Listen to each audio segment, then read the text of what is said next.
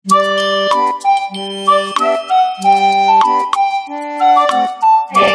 ही के दिन हमारे आजाद के पहले वजीर आजम पंडित जवाहरलाल नेहरू इनकी पैदाइश हुई।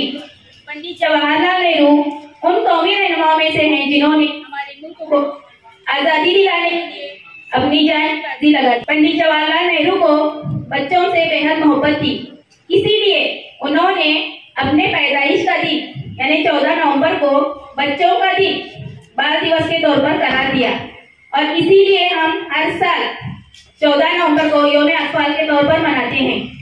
तो आज आपके सामने पंडित जवाहरलाल नेहरू की छवि पेश करने के लिए आ रहा है जमात दुबम से जयपान चौधरी। चाचा नेहरू का बच्चों से बहुत पुराना नाता, जन्म दिवस चाचा नेहरू का बाल दिवस कहलाता।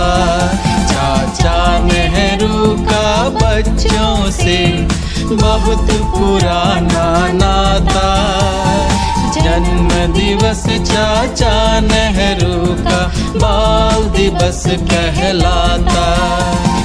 बाल दिवस ये है चिल्ड्रंस डे, ये है बाल दिवस, ये है चिल्ड्रंस। उम्मीद है आप सब गौर से सुनेंगे।